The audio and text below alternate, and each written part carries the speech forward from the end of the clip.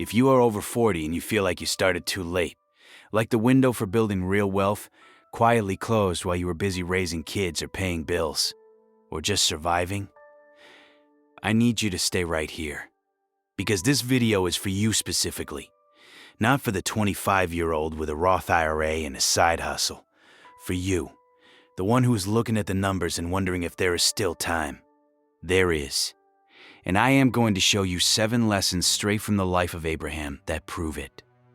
Stay all the way to lesson 7, because that one is the most important thing I will say today. Let me set the stage. Abraham, whose name was Abram before God changed it, was not a young man when his story really began. Genesis chapter 12 tells us he was 75 years old when God called him to leave everything and go. 75. And when you read through Genesis 12 all the way to chapter 25, you find a man who built extraordinary wealth. Livestock, silver, gold, servants, land, generational legacy. He did not start in his 20s. He did not have a financial advisor handing him a 20-year plan. He had faith, a few principles he lived by, and a God who honored faithful stewardship. That is why his story matters for you today. Proverbs 13:22 says that a good person leaves an inheritance for their children's children. That is a multi-generational vision, and Abraham lived that verse out loud centuries before Solomon ever wrote it. So, let us walk through these 7 lessons together. Take notes, pause if you need to, and let this be more than content. Let it be a turning point. Lesson 1. Go before you fully understand the plan. Genesis 12, verses 1 through 4. God told Abram to leave his country, his people, and his father's household, to go to a land God would show him. Notice what God did not say. He did not hand Abram a map. He did not give him the coordinates. He said, "Go, and as you go, I will show you." And Abram went. At 75 years old, he packed up everything and moved into the unknown. Here is the financial principle hiding in that moment. Waiting for perfect clarity before you act is one of the most expensive habits a person can have. A lot of believers over 40 are still waiting. Waiting until debt is gone. Waiting until they understand investing completely. Waiting until the kids finish school or the car is paid off, or the timing feels right. And meanwhile, years are passing. Abraham did not wait for perfect conditions. He moved in faith and trusted that the understanding would come along the way. Your application for this lesson is direct. Pick one financial step you have been postponing and take it this week. Not all of them, just one. Open the retirement account you have been meaning to open. Make the first call to a credit counselor. Set up the automatic transfer, even if it is only $20. Clarity does not always come before the step. Sometimes it comes because of the step. Abraham proved that, and he was not young when he proved it. Lesson 2. Generosity protects what you are building. Genesis 13, verses 1 through 12. Abram and his nephew Lot had both grown wealthy enough that the land could not support their combined flocks. There was conflict between their herdsmen, and when it came time to settle it, Abram did something striking. He gave Lot first choice. He said, "If you go left, I will go right. If you go right, I will go left." Abram, the elder and the one with seniority, gave the younger man the first pick, and Lot chose what looked like the better land, the well-watered plains near Sodom. Abram took what was left. What happened next is one of the most important financial realities in Scripture. The moment after Lot separated from him, God appeared to Abram and expanded the promise. He told him to look north, south, east, and west, because all of it would belong to him. Abram's generosity did not shrink his inheritance. It unlocked it. For you, this means generosity is not the opposite of wealth building. It is part of the strategy. Now, I am not talking about giving money you do not have to impress anyone. I am talking about a posture, a willingness to extend grace in financial dealings, to let others go first sometimes, to not clutch at every advantage. People who are generous in spirit tend to attract partnership, opportunity, and favor. And Scripture backs that up repeatedly. When you give Lot the first pick in your own life, watch what God shows you right after. That transition leads naturally into something Abraham did next, and it is one of the most overlooked wealth moves in all of Genesis. Lesson 3. Honor the tithe before the wealth compounds. Genesis 14, verses 17 through 20. After Abram won a battle and recovered goods and people who had been taken captive, he met a man named Melchizedek, priest of God Most High. And without being told to, without a law commanding it, without a church building or a collection plate, Abram gave Melchizedek a tenth of everything, 10%, before the rest was distributed. Before he negotiated the spoils, he honored God first. Notice what Abram did not do. He did not say he would tithe after he got more stable. He did not tithe from what was left over after his expenses. He tithed first, off the top, and then dealt with the rest. That sequence matters more than most people realize.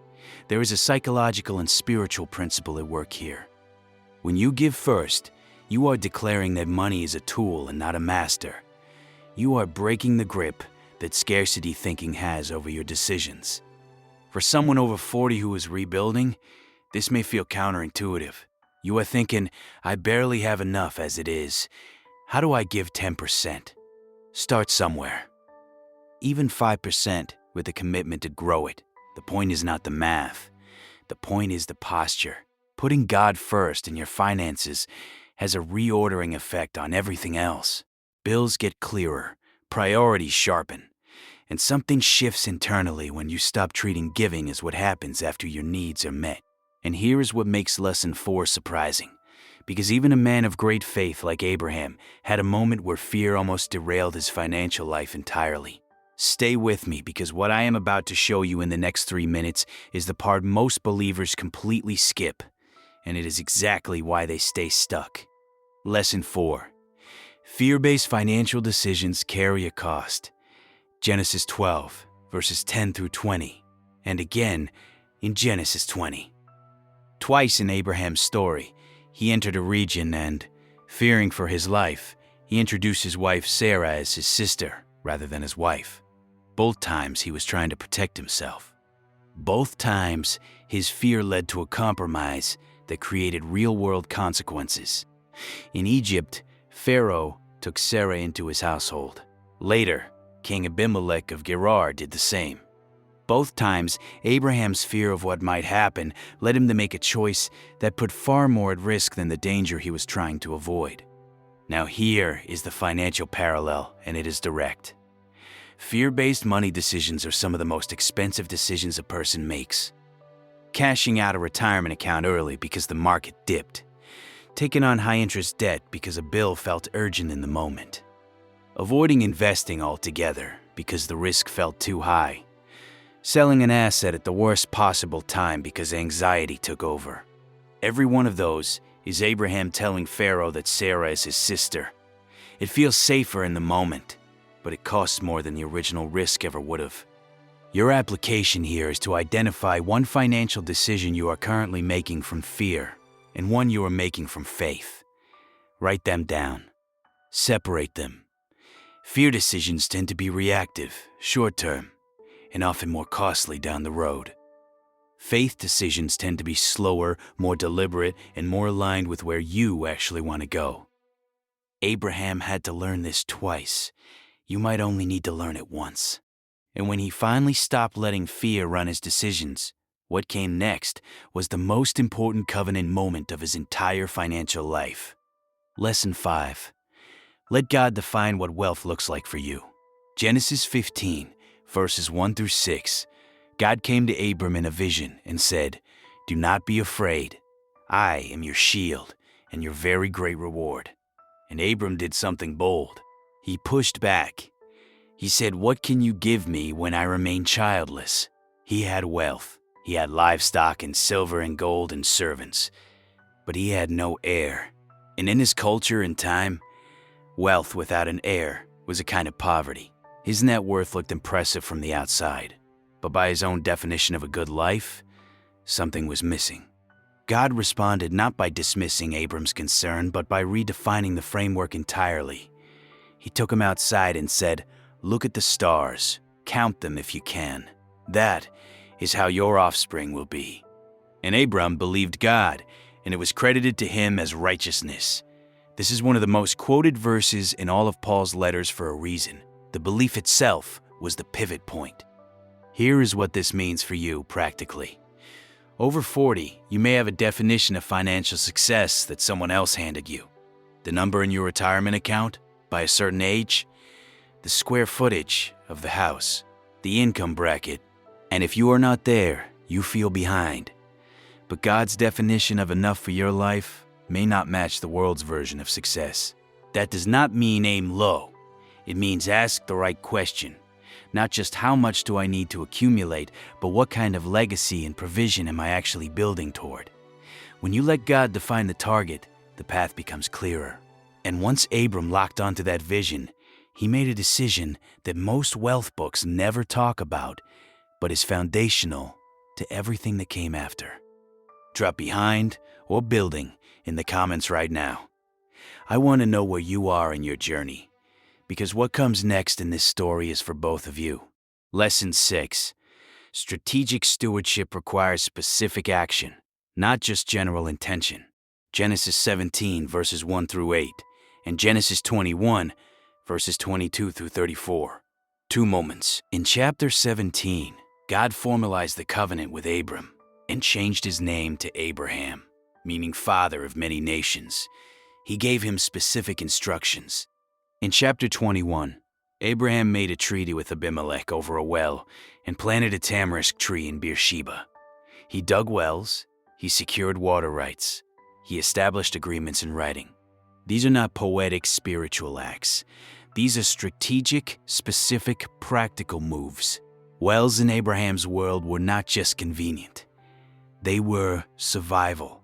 They were productivity. They were the infrastructure that kept the whole operation alive. Planting a tamarisk tree over a freshwater well meant you were staking a claim. You were saying, "This is ours. This will still be here when our children arrive." That is long-term infrastructure thinking applied to your financial life. For you, the wells are your financial infrastructure, your emergency fund, your debt payoff plan, your insurance coverage, your beneficiary designations, your estate documents, your retirement contributions, even if they feel small. These are not dramatic moves. They do not make for exciting social media content, but they are what sustains the journey. Abraham did not build wealth through one giant moment. He built it through specific, deliberate, unglamorous acts of stewardship done consistently over decades. And at his age, there was still time to do them. There is still time for you to do them too. Now we have arrived. Lesson 7, the one I told you to stay for, the one that ties everything together. And I mean everything. Lesson 7. The willingness to release what you love most is what qualifies you to steward the most. Genesis 22, verses 1 through 18. This is the chapter that most people know, but few people fully absorb. God told Abraham to take his son Isaac, his only son, the son he loved, the one the entire promise depended on, and offer him as a sacrifice on Mount Moriah. And Abraham got up early the next morning. He did not argue. He did not delay. He did not try to negotiate or explain why this did not make sense economically or logistically. He got up early and he went. He loaded the wood for the sacrifice on Isaac's shoulders. When Isaac asked where the lamb was, Abraham said God himself would provide the lamb. And as Abraham raised the knife, the angel of God called out to him, "Stop. Now I know that you fear God, because you have not withheld from me your son, your only son." And in that moment, God provided the ram. And then God spoke the most expansive version of the promise he had ever given Abraham. "I will surely bless you. I will multiply your descendants like the stars of the sky and the sand on the seashore. Through your offspring, all nations of the earth will be blessed, because you have obeyed me." Now do not spiritualize this away into an abstraction. There is a direct financial principle embedded in this account. that is more important than anything else in Abraham's story. The thing that qualified Abraham for his greatest blessing was his demonstrated willingness to let go of his greatest attachment. Not the letting go itself, the willingness, the posture of open hands. Here is what this looks like for someone over 40 who is rebuilding. You may have things you are gripping so tightly that God cannot redirect them. A financial strategy that is not working, but you refuse to release it because you have put so much into it. A property, a business idea, an approach to money that has become your identity. Maybe it is the opposite. Maybe you are gripping your fear so tightly that you cannot open your hands to receive anything new. Abraham teaches us that God does not bless clenched fists. He blesses open hands. This is also about trusting that what God asks you to release, He is not taking from you without purpose. Abraham got Isaac back. He got the ram. He got the expanded promise. He got everything. But he had to be willing to stand on that mountain with empty hands first. That willingness is what qualifies you for the next level. Not your strategy, not your credit score, not your income bracket. Your willingness to hold things loosely and trust God with the outcome. And I want to be clear about something here, because I know this channel never promises that following these principles means everything works out the way you planned. It does not. Abraham had hard seasons. He waited years for promises to materialize. He made mistakes. He had fear. He had conflict. Faithful stewardship is not a guarantee of a specific outcome. It is a posture that positions you for God's provision in whatever form that takes for your specific life. And that is a far more stable foundation than any financial trend or market prediction. So let us bring all 7 lessons together. Abraham went before he fully understood the plan. He was generous before it was convenient. He honored the tithe before the wealth compounded. He learned that fear-based decisions carry a cost, sometimes a heavy one. He let God define what wealth really looks like for his life. He took specific strategic action rather than settling for vague intention. And he held the most important thing in his life with open hands, which is what qualified him for everything that followed. Every single one of those lessons lives in Genesis 12 through 25. Not in a financial seminar, not in a bestseller. In the life of one man who started late, who made mistakes, who had fear, and who ended up as the father of a legacy that is still being told thousands of years later. Proverbs 13:22 says that a good person leaves an inheritance for their children's children. Abraham is the living proof of that verse. He left an inheritance that outlasted his name, his generation, and his century. And you, at 40 or 50 or 60, with whatever you have right now, are not too late to begin building your version of that. Maybe it will not be silver and gold and livestock. Maybe it will be a paid-off house, a funded retirement account, a debt-free family, or simply a different story than the one you inherited. That is still a Proverbs 13:22 life. That still counts. That still matters eternally. If today's teaching connected with you and you want a structured way to apply these 7 principles to your actual financial situation, I have created the Proverbs 13:22 Wealth Rebuild Workbook specifically for believers over 40 who are serious about getting this right. It is in the description below. It walks you through each lesson with reflection questions, practical steps, and a framework built entirely on what we just covered from Abraham's life. Not theory, not generic budgeting advice. A biblically grounded, personally applicable guide for where you actually are. And before I close, I want to ask you something directly. Of these 7 lessons, which one hit closest to home? Drop behind or building in the comments right now. I read every single one. And if someone you know is sitting on the other side of 40, wondering if there is still time, share this video with them today. That is an act of generosity that costs you nothing and could change everything for them. If this kind of teaching is what you are looking for, subscribe and turn on notifications so you never miss a new one. And if it helped you, a like takes 2 seconds and it helps this message reach someone who really needs it. The blueprint has always been there. You just have not opened this chapter yet. Open it now. God bless you, and I will see you in the next one.